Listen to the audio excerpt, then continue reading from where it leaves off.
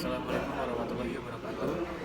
Perkenalkan, nama saya Zaki Alamsyah, NIM 19331129, Prodi Teknologi Penginderaan. Baiklah, saya akan menjelaskan prospek teknologi informasi di era globalisasi dari sisi hardware, telekomunikasi atau software untuk kegiatan remote sensing. Yang pertama yaitu spesifikasi teknologi informasi dalam remote sensing. Poin yang pertama, hardware.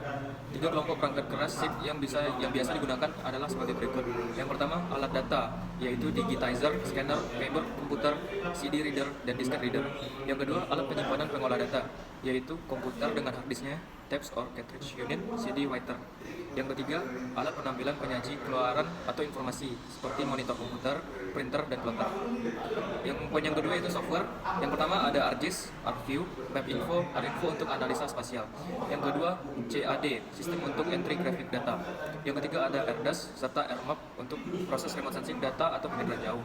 Yang keempat ada modul dasar perangkat lunak seperti modul pemasukan, pembatulan data, modul penyimpanan perorganisasian data, modul pemrosesan, penyajian data, modul transformasi data, juga modul interaksi dengan pengguna atau input query. Selanjutnya, manfaat teknologi informasi dalam remote sensing. Yang pertama, pengolahan data dan analisis data citra satelit. Yang kedua, foto udara. Yang ketiga, foto small format. Yang keempat, komponen pasang laut pengolahan data integrasi JIS. Yang kelima, fotogrametri pengamatan sifat fisis air laut. Yang keenam, pengamatan pasang surut air laut dan gelombang laut. Yang ketujuh, pemetaan perubahan pantai, abrasi, sedimentasi, dan lain-lain. Baiklah, yang ketiga, kelebihan teknologi informasi dalam penginderaan jauh.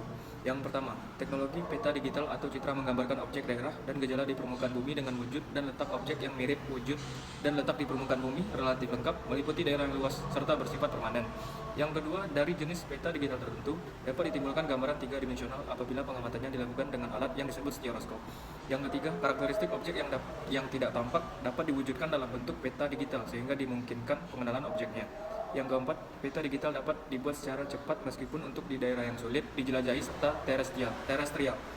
Yang kelima, peta digital merupakan satu-satunya cara untuk pemetaan daerah bencana. Dan yang terakhir, peta digital sering dibuat dengan periode ulang yang pendek. Selanjutnya, kelemahan teknologi informasi dalam penginderaan jauh. Tidak semua parameter kelautan dan wilayah pesisir dapat dideteksi dengan teknologi penginderaan jauh. Hal ini disebabkan karena yang pertama yaitu gelombang elektromagnetik mempunyai keterbatasan dalam membedakan benda yang satu dengan benda yang lain. Yang kedua, tidak dapat menembus benda padat yang tidak transparan. Yang ketiga, daya tembus terhadap air yang terbatas. Dan yang terakhir, akurasi data lebih rendah dibandingkan dengan metode pendataan lapangan yang disebabkan karena keterbatasan sifat gelombang elektromagnetik dan jarak yang jauh antara sensor dengan benda yang diamati. Dan poin yang terakhir yaitu aplikasi di lapangan.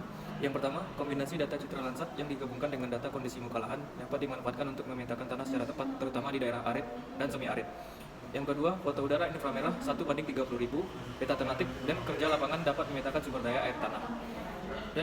Dan yang terakhir, ITRA Chassis atau Compact Airborne Spectral Imager. Hyperspectral mampu memetakan terumbu karang di Kepulauan Seribu.